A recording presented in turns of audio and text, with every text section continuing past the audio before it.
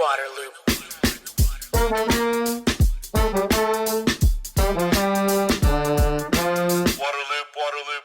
Welcome to Waterloop, the podcast that explores solutions for sustainability and equity in water. I'm the host, Travis Loop. This is episode number 200, the PFAS Puzzle, an epilogue. It's the end to a series about lessons from a contaminated Cape Fear. The forever chemicals were dumped in the North Carolina River for almost 40 years before anyone discovered. This series looks at how a community responds when it's the epicenter of PFAS pollution. I'm offering this epilogue as a way to look back at all the episodes in the series and reflect on some of the key insights that came from the people that I interviewed. I talked to 8 different experts from various sectors, including scientific research, public health experts, the drinking water utility, regulators, and advocates. I'm going to go back and play some of the sound bites that really jumped out to me and share why I thought they were important. This has also been a very personal series for me. I lived in the community of Wilmington, North Carolina from 1997 to 2001 and drank the water without knowing what was in it. In the time after that, I went on to work for the U.S. Environmental Protection Agency and their Office of Water. Very involved in PFAS there. Also dealt with PFAS as the communications director at the Water Environment Federation, and it's certainly been a big topic on the Waterloop podcast. I moved back to Wilmington in the summer of 2017, right when the story broke about PFAS in the river and the water, and decided to launch this series a few years ago to dig into what has happened. And I've had the opportunity as a resident of this community to get the inside perspective of how it's affected people and be able to talk to folks that were on the front lines of responding to this situation. Before I start the episode, I do want to acknowledge the sponsors that have made it possible. Waterloop is a nonprofit media outlet and depends on support. I want to give the biggest thanks to the 3 sponsors, Black & Veatch, Ultra, and PFAScoms.com. I really encourage you to please look them up. They are experts in what they do on PFAS and can be a great resource. Again, thank them for their support. You're in the waterloop. I had to start the series on PFAS with where the story of PFAS really became unearthed. There was great scientists here in North Carolina, including that worked for the U.S. EPA and also for North Carolina State University, that really discovered the presence and prevalence of PFAS and especially Gen X in the Cape Fear River. I think our scientists are obviously so critical to our understanding of these chemicals, understanding where they are in our environment, how they impact us. I give them just so much credit for the work they do. It was really interesting to me that Dr. Detlef Knappe from North Carolina State, one of the leading scientists to make the discoveries here in North Carolina, when he had the information, he tried to take it forward, and that was a challenge. Why didn't we worry about this earlier, right? But if you're talking about completely unknown chemicals, and given our current regulatory system, it was a challenging sort of task to really convince people something is not right. And really the paper alone didn't make that impact, right? It was, and I tried to share the paper with state regulators, with people at EPA, with drinking water providers, and I think the response in general was maybe still one of, we don't know what to do with this given our current regulatory construct. So you hear from Dr. Detlef Knappe in that soundbite how the scientific community unearthed the presence of PFAS and especially Gen X in the Cape Fear River. But then they struggled to get attention This was back in 2015, 2016, even 2017, when PFAS was not at the level of attention and awareness that it is now. Again, the Cape Fear community was really one of the first communities to deal with the discovery and how to respond to this. You heard him say that it was tough to get the attention of regulators and of utility directors. And even if they had their attention, there really wasn't an understanding of how to tackle these chemicals. What do you do? Well, that led to the story coming out through the media instead of coming out from environmental officials and health officials. And that became a problem here in Wilmington, as you could imagine. More on that in a little bit. As I talked to Dr. Detlef Knappe, I wanted to focus on some of the solutions. What were the positives that came out of this situation? How did a community respond in a good way? And I think as you saw here in North Carolina and as you've seen around the country, it has really galvanized the scientific community and helped to pull together a lot of the researchers. Let's listen to Dr. Knappe again. As a result of these early collaborations, we then established a Superfund Research Center that's funded through NIEHS, where we have 4 projects, one that's focusing on human exposure, one on toxicology, one on bioaccumulation in the aquatic food web, and then one on remediation that I'm leading. But then on top of that, the North Carolina legislature also mandated that universities across the state address knowledge gaps related to PFAS, and that led to the establishment of the NC PFAS testing network. That's led through the North Carolina Policy Collaboratory. So a positive to come from a negative situation. Here in North Carolina, again, the scientific community came together. Researchers from different universities, NC State, North Carolina Chapel Hill, East Carolina University, really came together to share knowledge and to look at what needed to be learned about PFAS. We know it is so complex, and there are all these angles to consider: the impacts on the environment, the impacts on human health, the impacts on wildlife. How toxic is this? How does it move through the world?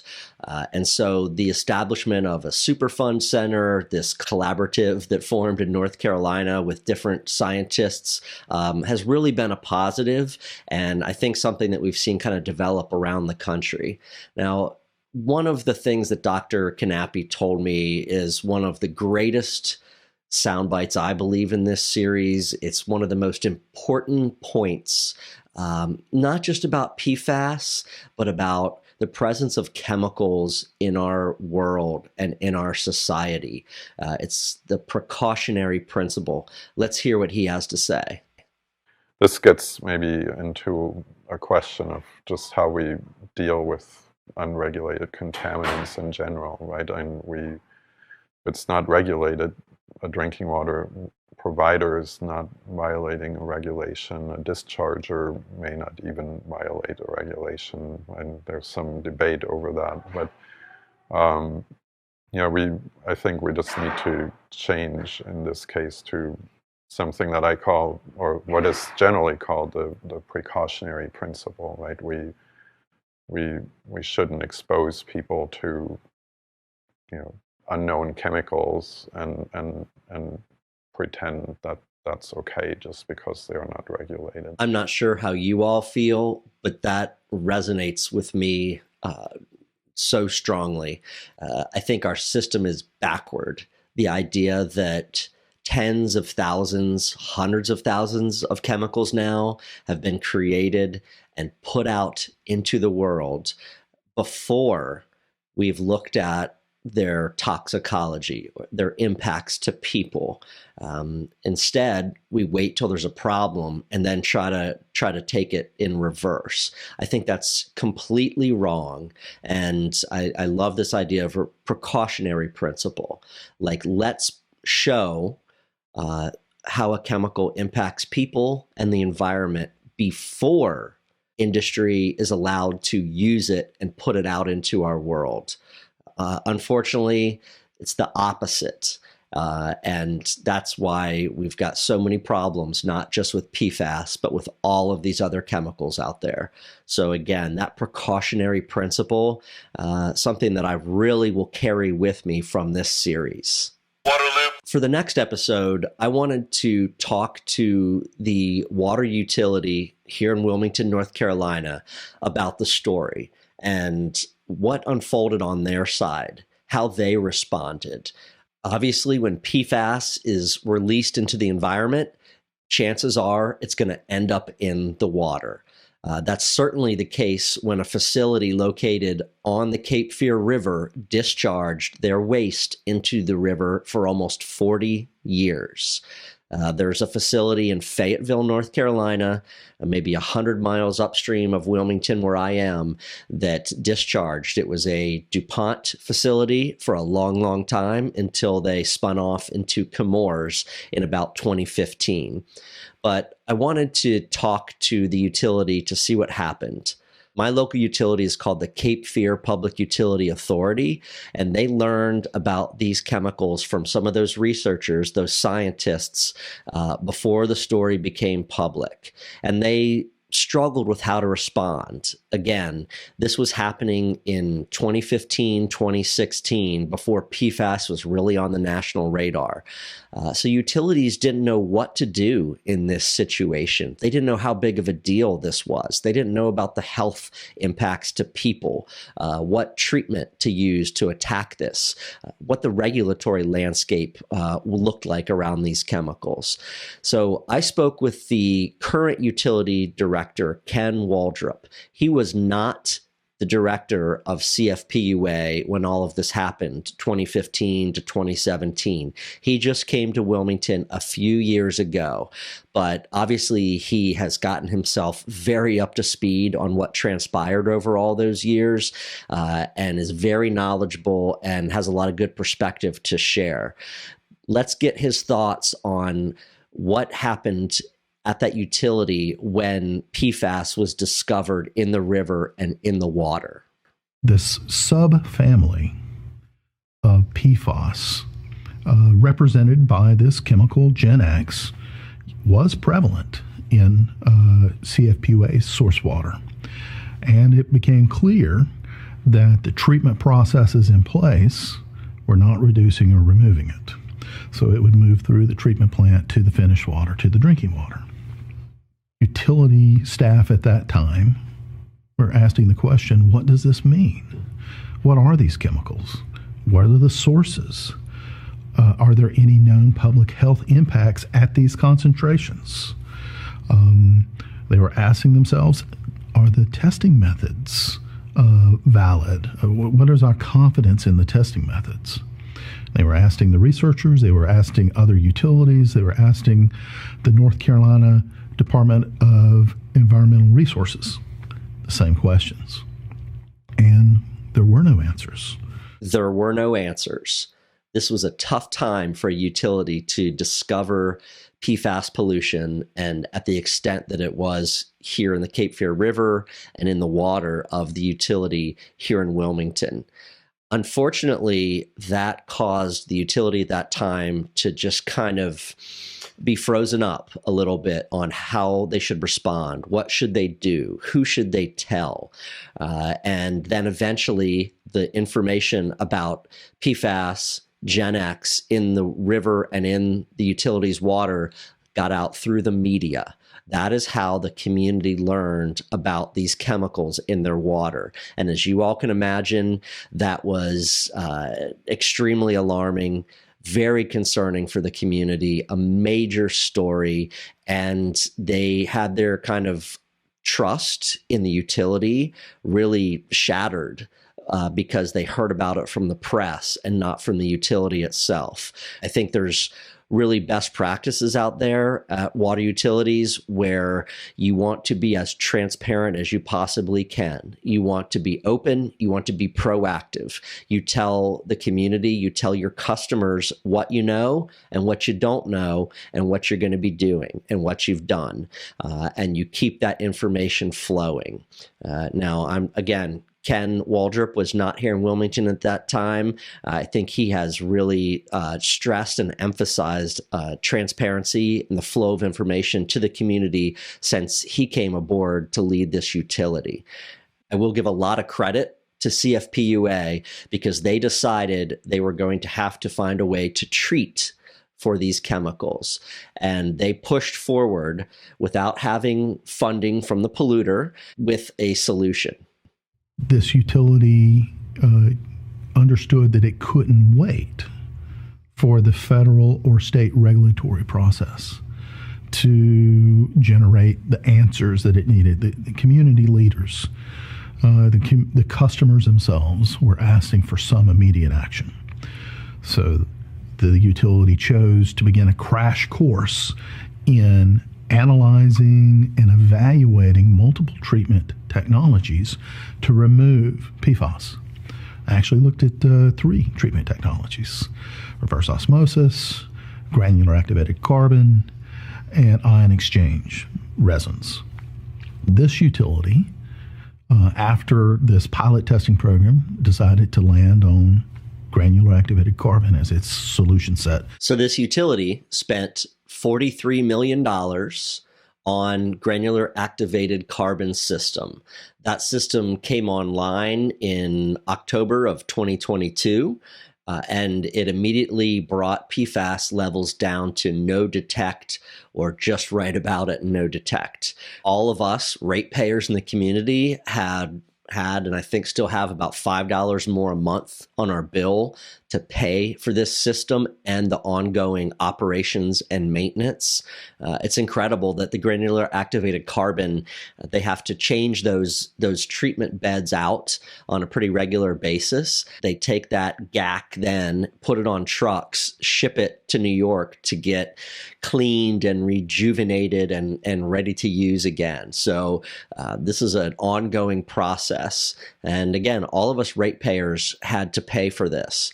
I'm glad. I will happily pay $5 a month to have that level of treatment and very clean water here in Wilmington. So we went from having highly contaminated drinking water from the Gen X and the PFAS to having some of the cleanest drinking water. I'm really glad that my utility has gone that direction. One of the things that's amazing to me is I'm part of this community, so I'm always out and about.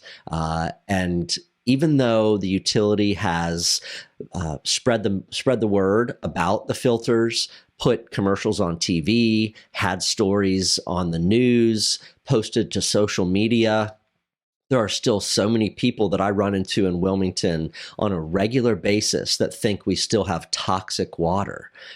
It's amazing to me, that disconnect in awareness.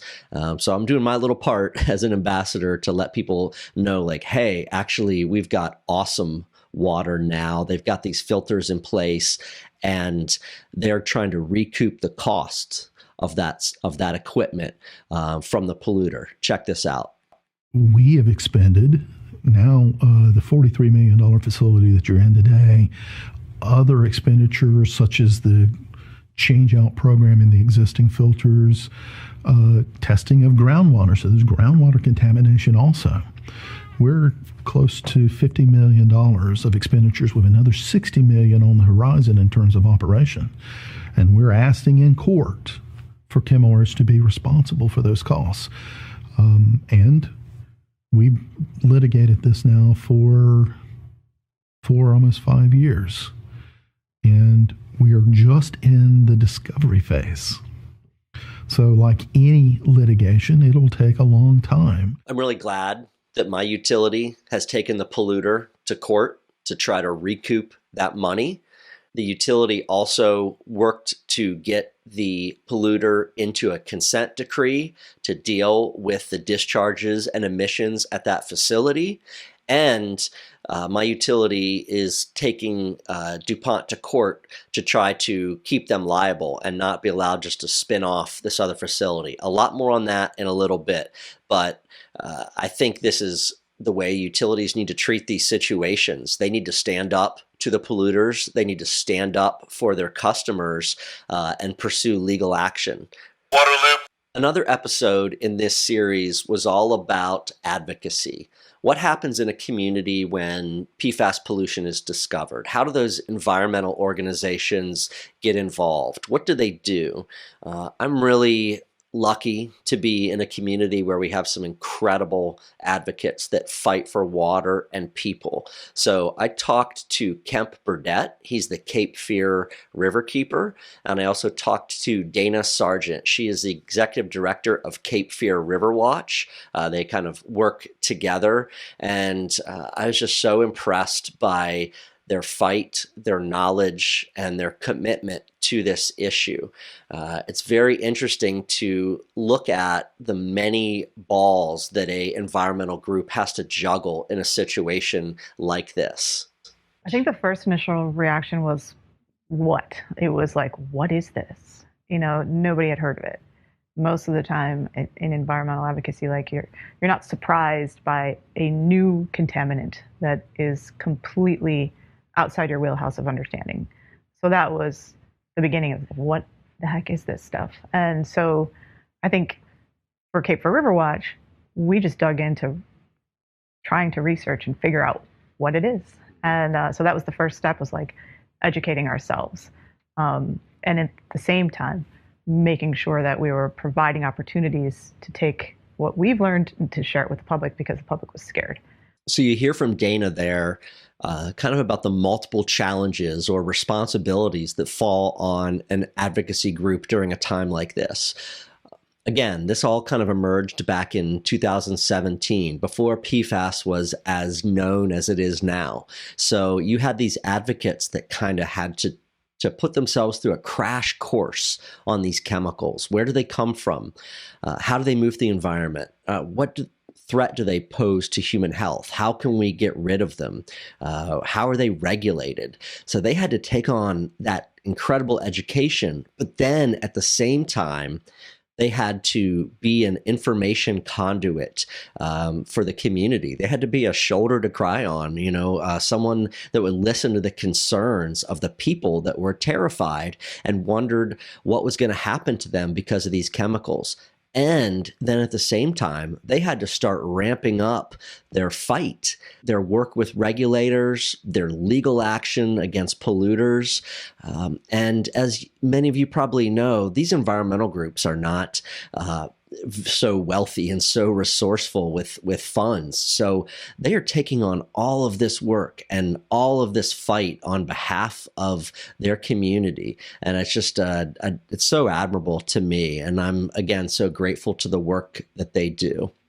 The other thing is, through this series and through living here in Wilmington, a community that's been contaminated, and then being out on my own now, it's really kind of rekindled the environmentalist in me in a way. When you're at a government agency or you're part of an organization, you take that perspective a little bit.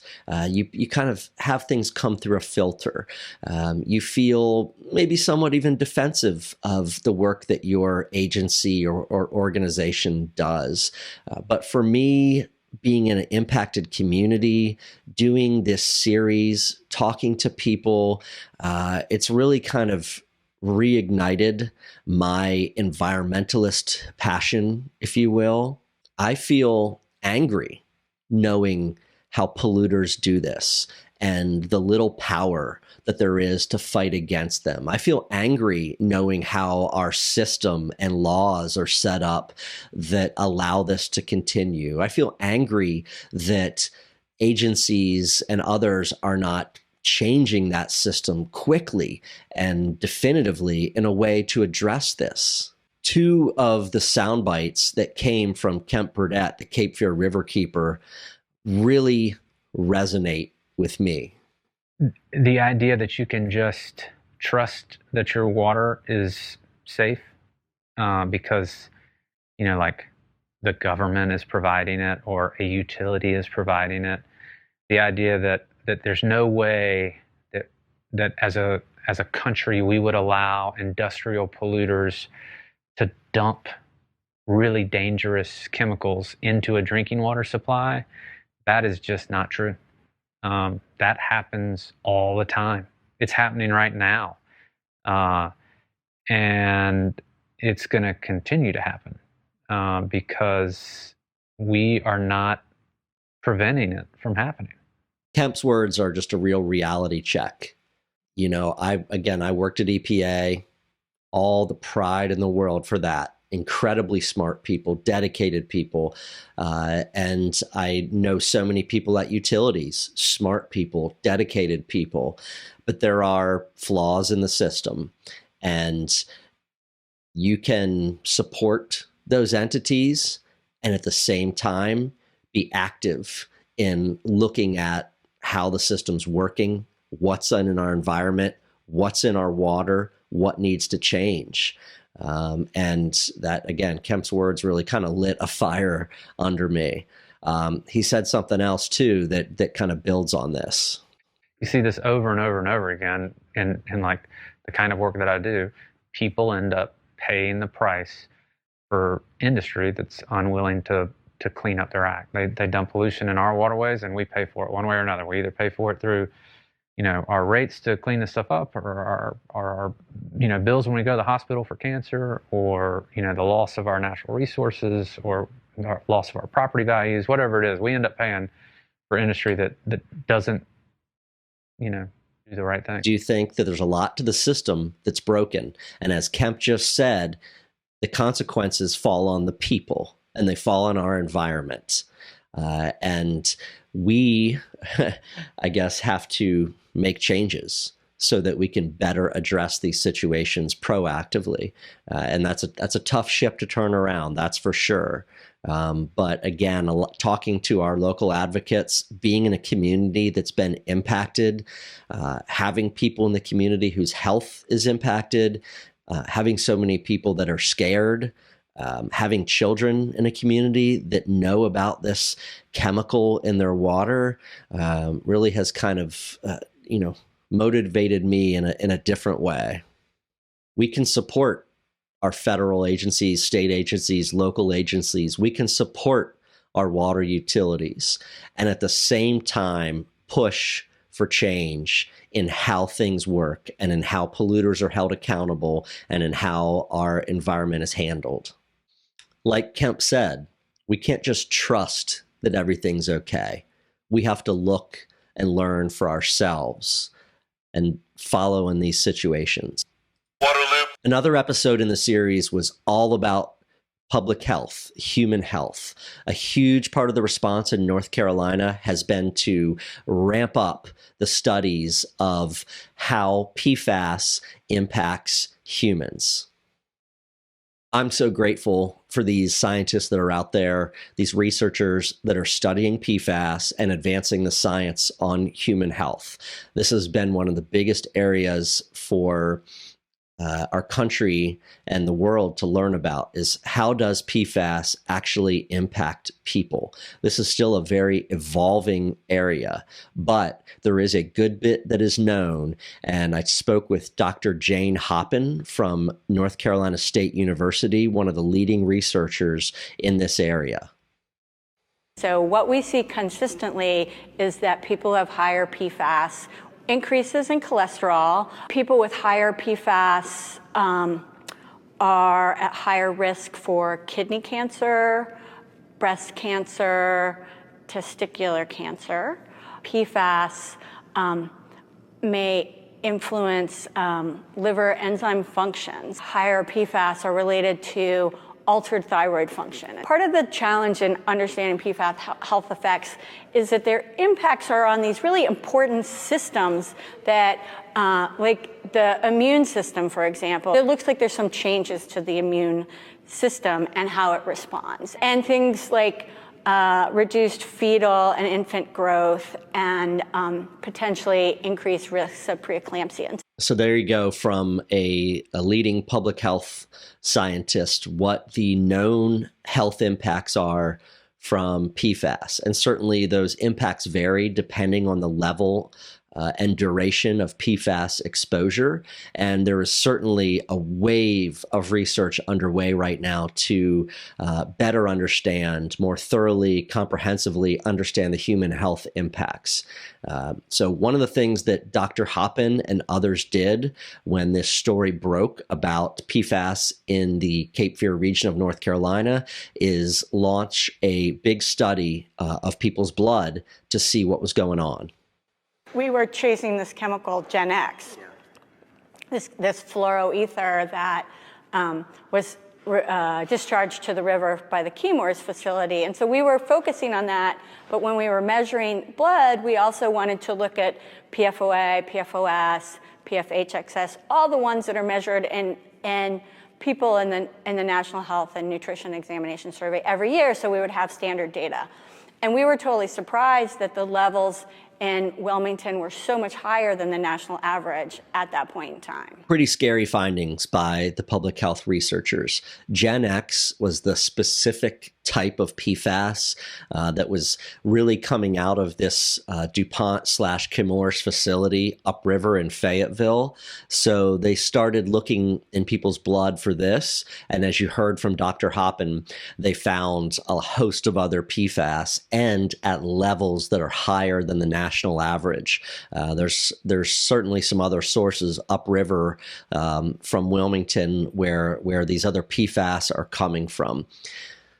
I gave my blood as part of the study a few years ago. I wanted to see what was going on. And it came back that my kind of overall PFAS levels were around 11 nanograms per microliter.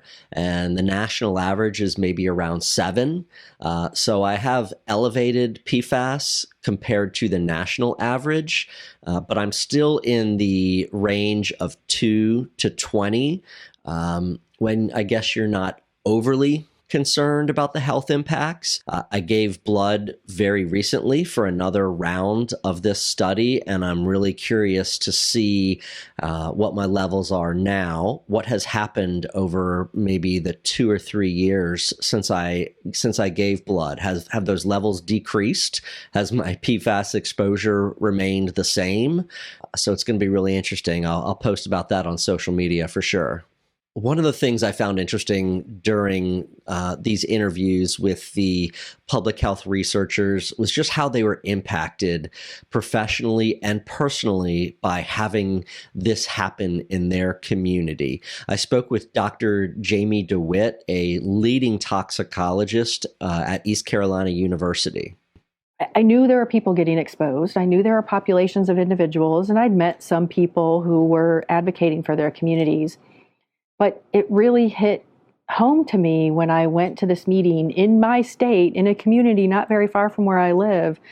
And when I looked out into the audience and saw fear on people's faces, that's when I realized that my work could have more impact than just scientific publications in various journals. That's where I realized that there were people counting on me to generate data to help decision makers make decisions about protecting their health, not just the health of a community, but the health of Dana and Emily and other people in the audience looking to me. I just found that so interesting and inspiring how these scientists have been moved and motivated by the presence of PFAS in the community. Dr. DeWitt also talked about how it has shifted her work and also offered advice to other scientists who might be working on PFAS. My advice would be make sure that you're studying an endpoint that is going to be useful to regulatory scientists and decision makers. Sometimes when chemicals become really popular, you see an explosion of scientific research, which is great, right? The more data, the better. But not all scientific research is going to advance basic understanding of how a chemical works, and not all scientific research is going to be useful for decision making. So I would say, think about what you're trying to understand by studying PFAS and make sure that it's going to advance basic scientific knowledge and advance what we understand about PFAS hazards so that we can identify those risks and start to implement remediation or regulatory controls. Great advice from a really accomplished and very involved scientist. All the work that's going on PFAS, let's make sure that it's useful and practical and that we can use it to help to solve this situation. This is just some more of the positives that have come out of this negative situation. Scientists here in North Carolina giving good advice, networking and talking to other scientists around the country, sharing what they've learned and helping to elevate the work elsewhere and feeding it into what's happening on the regulatory side, which is my next segment. Waterloop. For the regulatory episode, I had so many questions. It just kind of boggles my mind how chemicals can be discharged into our environment, how the sources of these discharges, the polluters, are so easily able to avoid responsibility and liability, and how the system just does not change to take this on. So I started by talking to Jeff Gisler, an attorney with the Southern Environmental Law Center, and I wanted to understand some of these fundamental questions. So the way that the Clean Water Act works is unless you are given specific permission to put something in a stream or river, you're not allowed to. And that's not being implemented consistently enough. When we think about the Clean Water Act, the goal of the Clean Water Act is not to regulate levels of pollution in rivers, it's to eliminate it entirely. The problem is not with the law, it's with the way it's been enforced. And for too many years, the approach that state agencies have been taking, the approach that polluters have been taking is, I'm going to dump it until someone tells me no. That's one of those quotes that just kind of leaves me stunned. The Clean Water Act is supposed to protect our waterways from pollution. Has it just been warped in its implementation, in its understanding, in its interpretation? What's going on? It's shocking to me. The idea is that you need a permit to dump something into water, but it seems federal and state level industry has a different view on that. I need to kind of dig into where in the history of the Clean Water Act that's over 50 years old now, did that intent of the law get lost? For this episode on the regulatory side, I also wanted to talk to state regulators in North Carolina about what's been done. And there was a consent decree that was reached that required a lot of mitigation. Actually, current EPA Administrator Michael Regan was the head of the Department of Environmental Quality in North Carolina when all this transpired. Obviously, he now has moved on, but I did speak to the current Secretary of DEQ in North Carolina, Elizabeth Beiser, about what is required of this facility under the consent decree.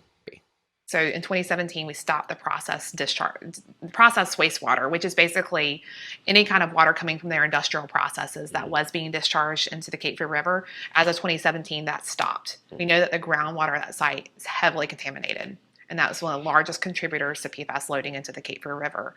And so the consent order provided for a very large, unprecedented of its type, barrier wall system with the groundwater extraction wells behind it. And so DEQ issued an NPDES permit for that. Permit requires a 99.97% reduction in the PFAS loading. So what you're doing is you're taking that groundwater, putting it through granular activated carbon systems, before it's discharged back into the Cape Fear River. The other part of it would be air pollution. So we required a thermal oxidizer to be put on the smokestack there. And so that's getting at that pollution I mentioned earlier that's affected residents 18 miles and counting upwind of the facility. So there are pretty comprehensive and effective measures in place at this facility, the DuPont/Chemours facility on the Cape Fear River, that is, apparently ended the flow of PFAS into the environment. One of the very interesting things is that now this permit that the facility is operating under is viewed with high regard by environmental organizations. And there's some question as to why it's not being used in other places. To me, it shows the promise of the existing regulatory structure, because with no new laws, no new regulations, DEQ issued a permit for that facility that requires the company to take PFAS levels from the hundreds of thousands of parts per trillion down to essentially non-detect. And that's all done under existing law. It can be done across the country at sites where they're treating contaminated wastewater. And so that permit, from what I've seen, it's the strongest permit issued to any facility anywhere in the country, and really should be the model for how we control PFAS going forward. That's a pretty powerful statement from Jeff Gisler at the Southern Environmental Law Center. You have this major advocacy organization that's saying this permit that's been issued here is excellent. This is how we should be controlling PFAS from industrial facilities, keeping these chemicals out of the environment. I am wondering the same thing. Why has this same permit not been used for other facilities in North Carolina? Why are other states not copying this and using it at facilities there? And it just leaves me a little bit dumbfounded when we as a country are trying to get our hands around PFAS. State and federal regulators are trying to get their hands around PFAS. You've got a great example of how it's been done here at this facility. Why is that not being rolled out elsewhere? One of the things that gives me a lot of hope and optimism is it seems that the legal tide is turning. You see in the news all of these settlements, agreements, where companies, industry are now being found responsible, being held liable for the pollution that they're putting out there. Polluters are supposed to pay. That's how it's supposed to work. It's not supposed to be ratepayers, utilities, municipalities that have to come up with the dollars to clean up the pollution. It's supposed to be who puts that stuff in the environment. That is starting to happen, and it gives me a lot of hope. One specific area that I'm really interested in on that liability front is who's liable. I mentioned earlier that facility in Fayetteville was a DuPont facility for decades. When they started realizing that researchers and scientists were finding out about Gen X in the river, they spun off into another company, Chemours, and they put that facility under Chemours, really so that it would be a legal shield to liability.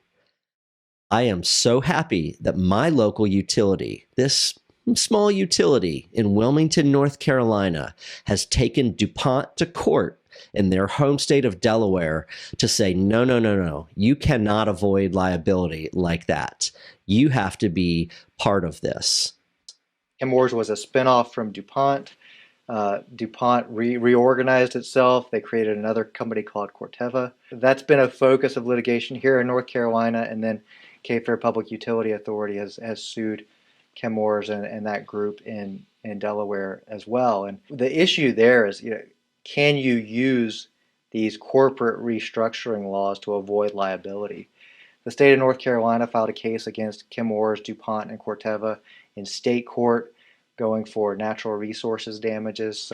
And part of their basis for that, and for keeping DuPont and Corteva in particular in the litigation, was that they engaged in this corporate restructuring for the purpose of avoiding liability. Again, the local utility trying to stop this from happening, the state trying to stop this from happening. And It certainly makes a lot of sense. Now, I'm sure it's going to take years to get resolution of those cases, but it's going to be very interesting to follow what happens and see what the impacts are from the ultimate resolution of that case. What does that mean in situations around the country, and who's liable? Waterloop. I did have one unplanned episode in the series. EPA announced its draft drinking water standards for PFAS, and it came to Wilmington, North Carolina to make this announcement. The place that I live, a place that's been heavily impacted by PFAS, the state that EPA Administrator Michael Regan came from, his home state, where he also, again, served as the secretary for the Department of Environmental Quality. So I was able to go to that announcement and go to that event and cover it as a member of the media. Really kind of a bizarre full circle moment for me. Again, having lived here from 1997 to 2001 and having drank the water, EPA also made this announcement on the campus of the University of North Carolina, Wilmington, my alma mater.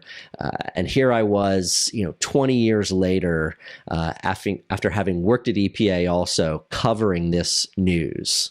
So EPA announced these draft drinking water standards at 4 parts per trillion. And this decision has raised a lot of questions from many corners of the water sector. I don't know what the answers are, but these are some of the questions that are out there. Does the science support the levels being set that low? Are the threats to public health that high that the levels of PFAS need to be that low? There has been tremendous public concern and outrage about PFAS over the past several years. There's been a lot of pressure put on EPA to act and pressure put on the White House to act on PFAS. Is this level indicative of that pressure? Is that where this came from? Are these regulations being proposed before the science is really complete enough on public health? Again, these are questions that are out there. What does it mean to set a drinking water standard at the limits of technology's ability to detect a chemical? What does it mean to set a drinking water standard really at almost the limits of technology's ability to treat for that chemical and get it out of the water? There are thousands of water systems across the country that are going to have to upgrade treatment to deal with PFAS and to meet those drinking water standards. This comes at a time when they are struggling with aging infrastructure, a thin workforce, and a host of other regulatory challenges. Where is the money going to come from for that upgrade that's needed? As we heard, $43 million for my utility to upgrade its treatment. All these systems across the country are going to have to take similar steps.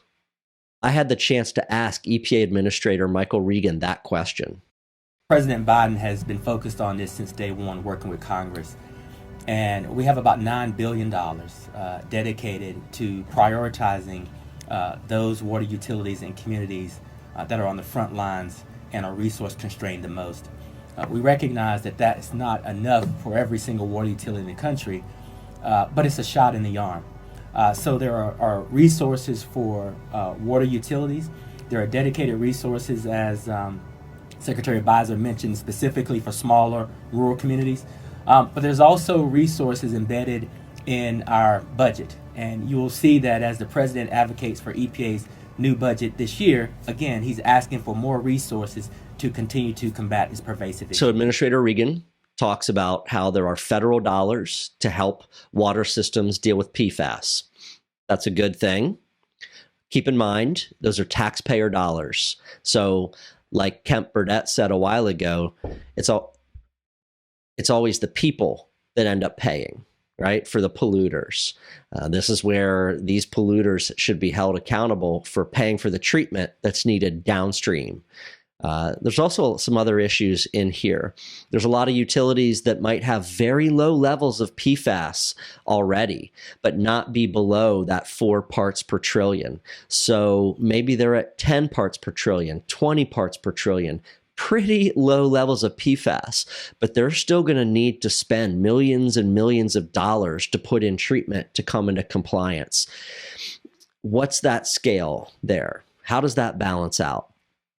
The other issue is these standards are going to be put in place, and then there's going to be a few years until systems need to be in compliance. But the process of designing, funding, building, and putting into operation a treatment system is a multi-year process. So basically, all these water systems are going to need to be aggressively going after projects, putting them in place in a very tight time frame. That's a challenge there. Waterloop. As this series comes to an end, I have some concluding thoughts myself. Some of these are, again, professional questions that are out there. Some of this is personal commentary. One thing I like to think about with PFAS is a bathtub. And let's say that bathtub is overflowing. Would you get a bucket and just start bailing it out? Or would you turn the water off at the tap first? I think that's a bit of the problem with PFAS is we are taking a bucket brigade approach as a country and not going aggressively enough after that tap, that source. Where is that pollution coming from? Remember, an ounce of prevention is worth a pound of cure. Now, we certainly need to be cleaning up contaminated sites. We need to be dealing with treatment where it's needed so people have clean water, but we have got to be going after PFAS at the source and where those polluters are putting it into the water. The one other aspect of PFAS that I think is off base is about 80 to 90% of the average American's PFAS exposure is not from drinking water. It's from all these other sources: consumer products, household goods, diet, dust in the air. But it seems like all of the attention is really being focused on water and on water utilities. The burden is being placed on these systems to deal with PFAS when there are all these other ways that people are exposed. Is it just because it's easy to go after these regulated entities, these municipalities, these public water systems, and that it's hard to go after industry that's responsible for coming up with these chemicals and putting them into all of the products that we use every day? Where is the aggressive action on that front to get them out of our environment? I know that there were some PFAS that were phased out like 20 years ago, and that blood levels of PFAS has really dropped in Americans because of that. That's great. But as we know, there's thousands of spin-off varieties of PFAS that are being used. These companies just come up with replacements and put those in the products. So I think there is a fundamental error with how we are going after these chemicals and making the water sector shoulder the burden. Recently, there was a story that really just kind of illustrates to me how broken some of the system is. US EPA allowed Chemours to have permission to import up to 4 million pounds of Gen X from the Netherlands to North Carolina, and really to that facility that's in Fayetteville. And I think Chemours says they're going to be using this Gen X in the production processes there, and it's better to reuse and recycle Gen X than to have to make new stuff.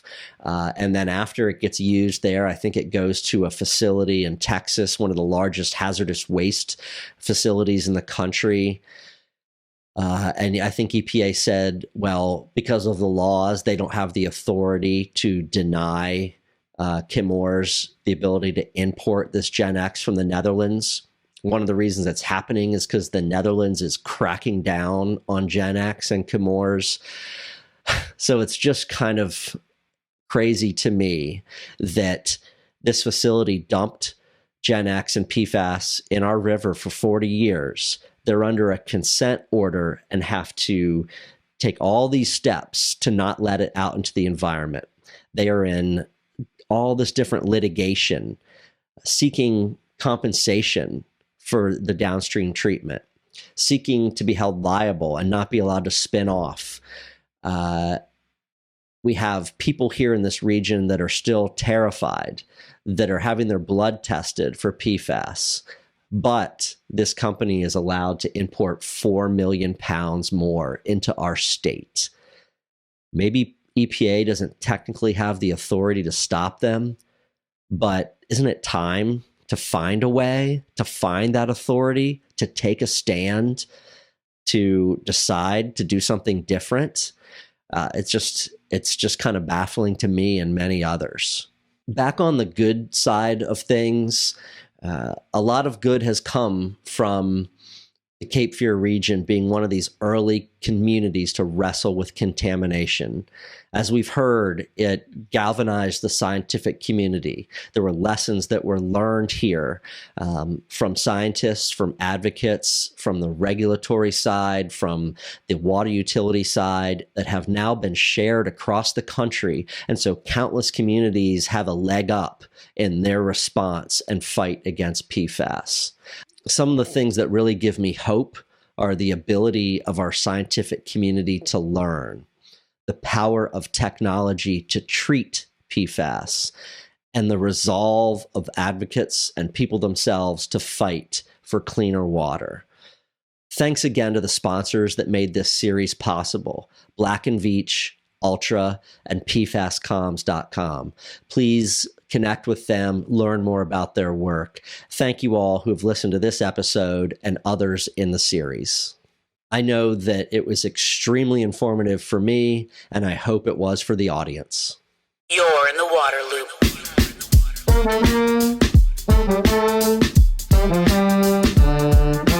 Water loop, water loop, water loop.